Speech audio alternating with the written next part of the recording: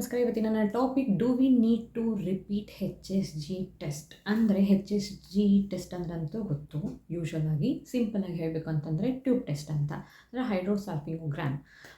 ಅಂದರೆ ಫ್ಯಾಲೋಪಿಯನ್ ಟ್ಯೂಬ್ಸ್ನ ಹೇಗಿದೆ, ಅದರ ಓವರಾಲ್ ಹೆಲ್ತ್ ಹೇಗಿದೆ, ಬ್ಲಾಕೇಜಸ್ ಏನಾದರೂ ಇದೆಯಾ, ಏನಾಗಿದೆ ಅನ್ನೋದನ್ನು ತಿಳ್ಕೊಳ್ಳೋದಕ್ಕೋಸ್ಕರ ಇರುವಂತಹ ಟೆಸ್ಟು HSG.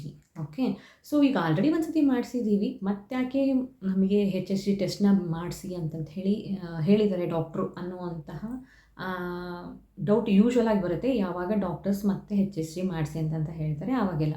ಸೊ ಮಾಡಿಸ್ಲೇಬೇಕಾ, ಆಲ್ರೆಡಿ ಮಾಡಿಸಿದ್ದೀವಿ ಮತ್ತೇನಕ್ಕೆ ಮಾಡಿಸ್ಬೇಕು ಅನ್ನೋದಾಗಿರಬಹುದು. ಅಥವಾ ಒಂದು ಸತಿ ಕನ್ಸೀವ್ ಆಗಿದ್ದೀವಿ, ಆಲ್ರೆಡಿ ಒಂದು ಸತಿ ಮಗು ಇದೆ ಅಂದ್ರೂ ಮತ್ತೆ HSG ಟೆಸ್ಟ್ ಮಾಡ್ಸೋಕ್ಕೆ ಹೇಳಿದ್ದಾರೆ. ಯಾಕೆ, ನನಗೆ ಆಲ್ರೆಡಿ ಟ್ಯೂಬ್ಸ್ ಚೆನ್ನಾಗಿರೋದ್ರಿಂದನೇ ಅಲ್ವಾ ನಾನು ಕನ್ಸೀವ್ ಆಗಿರೋದು. Even though it is a miscarriage, ನಾನು ಕನ್ಸೀವ್ ಅಂತೂ ಆಗಿದ್ದೀನಿ ಅಲ್ವಾ, ಸೊ ದ್ಯಾಟ್ ನನಗೆ ಏನಕ್ಕೆ ಬೇಕು HSG ಟೆಸ್ಟು ಅನ್ನೋವಂತಹ ಯೋಚನೆ ತಲೆನಲ್ಲಿ ಬಂದೇ ಬರುತ್ತೆ. ಆ್ಯಂಡ್ ಆಲ್ರೆಡಿ ನನಗೊಂದು ಮಗು ಇದೆ ಅಂತಂದವಾಗ HSG ಟೆಸ್ಟ್ ಏನಕ್ಕೆ ಬೇಕು, ನನ್ನ ಟ್ಯೂಬ್ಸ್ ಚೆನ್ನಾಗಿದೆ ಅಂತಂತ ಆಗಿರಬಹುದು. ಸೊ ಈ ಥರ ಎಲ್ಲ ಸಿಕ್ಕಾಪಟ್ಟೆ ಡೌಟ್ಸ್ ಬರುತ್ತೆ ಯಾವಾಗ HSG ಟೆಸ್ಟ್ ಹೇಳ್ತಾರೆ. ಯಾಕೆ ಅಂತಂದರೆ ಮೇನ್ ಅಂತಂದರೆ ಅದರ ಆಗೋ ನೋವಿಂದ.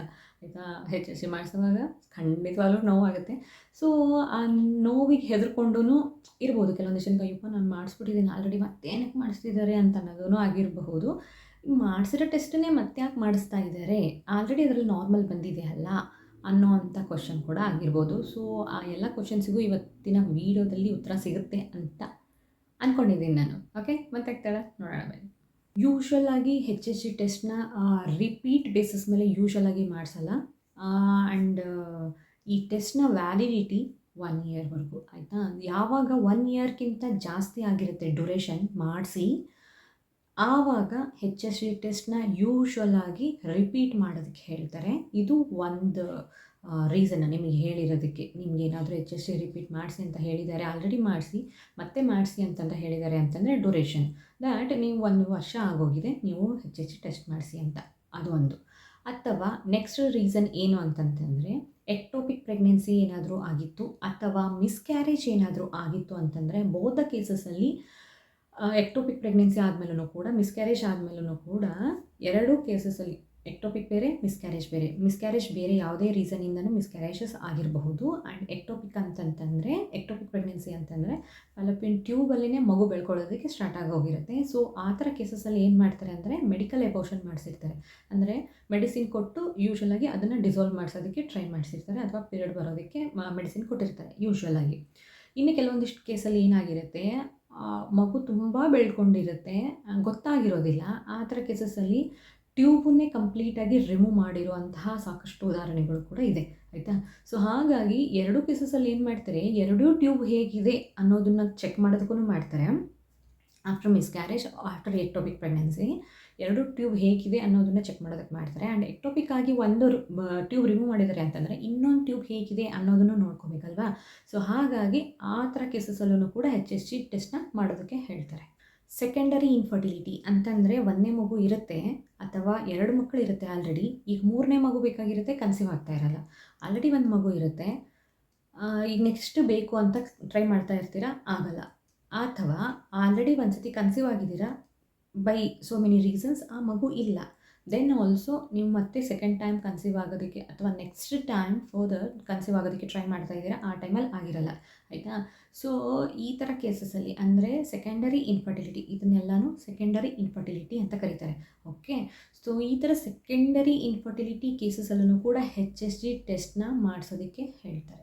ಏಜ್ 30 ಆ್ಯಂಡ್ ಅಬೋವ್ ಇದ್ರೂ ಕೂಡ ನಿಮಗೆ HSG ಮಾಡಿಸೋದಕ್ಕೆ ಹೇಳ್ತಾರೆ. ಯೂಶ್ವಲಾಗಿ ಆಲ್ರೆಡಿ HSG ಮಾಡಿಸಿದ್ದು ನೀವು ಮತ್ತೆ ಏನಾದ್ರೂ ಕನ್ಸೀವ್ ಆಗೋದಕ್ಕೆ ಟ್ರೈ ಮಾಡ್ತಿದ್ದೀರಾ ಅಂತಂತಂದರೆ ಬೇರ್ ಮಿನಿಮಮ್ HSG ಮಾಡಿಸ್ತಾರೆ. ಓಕೆ, ಇದನ್ನು ಬಿಟ್ಟರೆ ನೆಕ್ಸ್ಟು ನಿಮಗೇನಾದರೂ ಹಿಸ್ಟ್ರಿನಲ್ಲಿ ಫೈಬ್ರಾಯ್ಡ್ಸ್ ಏನಾದರೂ ಆಗಿದ್ದು ಅಥವಾ ಸ್ಕಾರ್ ಟಿಶ್ಯೂ ಏನಾದರೂ ಫಾರ್ಮ್ ಆಗಿತ್ತು, ನಿಮ್ಮ ಯೂಟ್ರಸಲ್ಲಾಗಿರ್ಬೋದು, ನಿಮ್ಮ ಟ್ಯೂಬ್ಸಲ್ಲಾಗಿರಬಹುದು, ಏನಾದರೂ ಸ್ಕಾರ್ ಟಿಶ್ಯೂ ಇದ್ದು ಅಥವಾ ನಿಮ್ಮ ಯೂಟ್ರಸಲ್ಲಿ ಫೈಬ್ರಾಯ್ಡ್ಸ್ ಏನಾದರೂ ಇತ್ತು, ಯಾವುದೇ ಥರನಾದ ಫೈಬ್ರಾಯ್ಡ್ ಆಗಿರ್ಬೋದು ಇತ್ತು ಅಂತಂತಂದರೆ ಆ ಫೈಬ್ರಾಯ್ಡ್ಸ್ ಆಗಿರ್ಬೋದು, ಸ್ಕಾರ್ ಟಿಶ್ಯೂ ಆಗಿರ್ಬೋದು, over a period of time ಮತ್ತೆ ಬರುವಂತಹ ಚಾನ್ಸಸ್ ಇರುತ್ತೆ.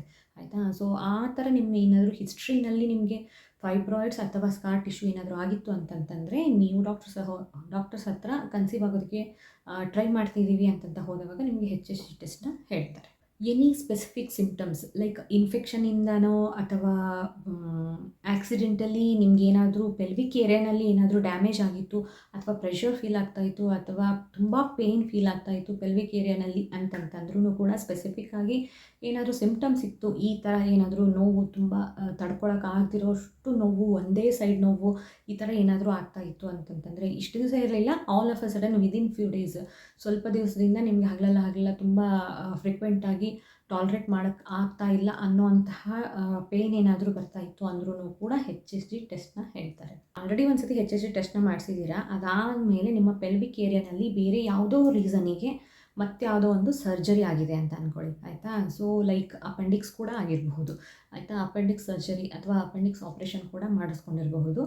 ಅದಾದಮೇಲೆ ನೀವು ಮಗುಗೆ ಟ್ರೈ ಮಾಡ್ತಾ ಇದ್ದೀರಾ ಅಂತಂದರೆ ಆ ಟೈಮಲ್ಲೂ ಕೂಡ HSG ಟೆಸ್ಟ್ನ ಹೇಳ್ತಾರೆ. HSG ಸರ್ಜರಿ ಆಗಿದ್ಮೇಲೆ ಮತ್ತೆ ತಿರ್ಗಾ HSGನ ಹೇಳ್ತಾರೆ.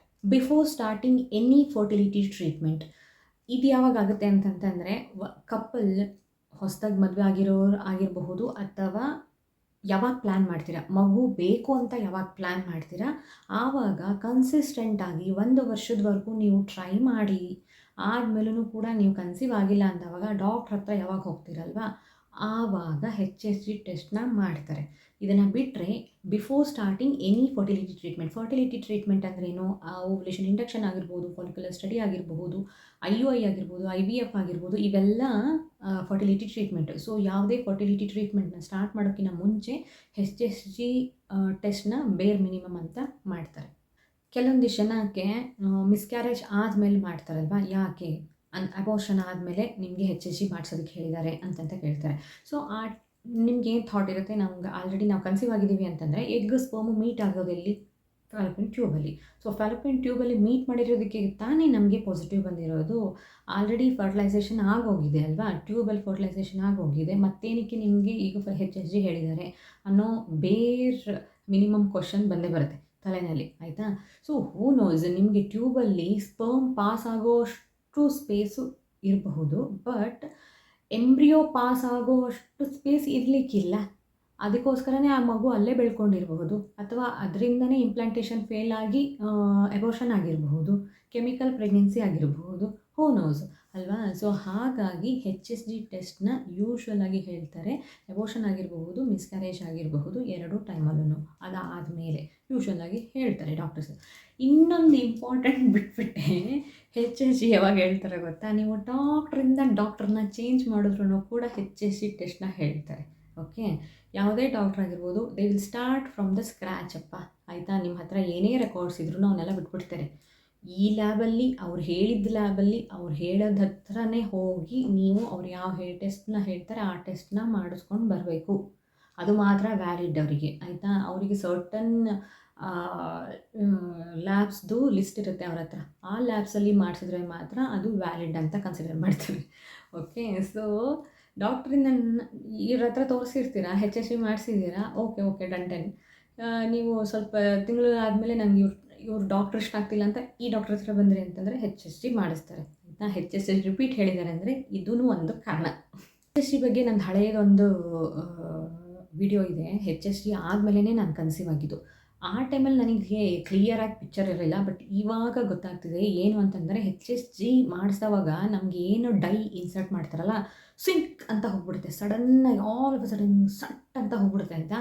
ಸೊ ಆವಾಗ ಏನಾಗುತ್ತೆ ಅಂತಂದರೆ ಮೈನರ್ ಬ್ಲಾಕ್ಸ್ ಏನಾದರೂ ಇತ್ತು, ಯಾವುದಾದ್ರೂ ಸ್ಕಾರ್ ಟಿಶ್ಯೂ ಸ್ವಲ್ಪ ಫಾರ್ಮ್ ಆಗಿತ್ತು ಟ್ಯೂಬ್ಸಲ್ಲಿ ಅಂತಂದರೆ ಈ ಫೋರ್ಸಿಂದ ಆ ಟ್ಯೂಬ್ಸ್ ಎಲ್ಲ ಕ್ಲಿಯರ್ ಆಗಿಬಿಡುತ್ತೆ, ಆಯಿತಾ. ಸೊ ಮೇ ಬಿ ನನಗೆ ಆಗ್ತಾ ಇರಲಿಲ್ಲಲ್ಲ, HSG ಆದಮೇಲೆ ನಾನು ಕನ್ಸೀವ್ ಆಗಿದ್ದು. ಹೇಗೆ, ಏನೂ ಟ್ರೀಟ್ಮೆಂಟ್ ತೊಗೊಂಡಿಲ್ಲ, ಯಾವ ಮೆಡಿಸಿನ್ ತೊಗೊಂಡಿಲ್ಲ, ಏನೂ ಇಲ್ಲ, ಆಯಿತಾ. ಅದು ಹೆಂಗೆ ಆಗ್ಬಿಟ್ಟೆ ಒಂದೇ ಸತಿ, ಅಷ್ಟು ದಿವಸ ಮಣ್ಣು ಒತ್ತಿದ್ದಾಯ್ತು ನಾನು, ಅವಾಗೇನೂ ಆಗದಿರೋದು HSG ಮಾಡಿಸಿದ ತಕ್ಷಣ ಆಯಿತು. ಹೆಂಗಾಯಿತು, I think this is the reason, ಆಯಿತಾ.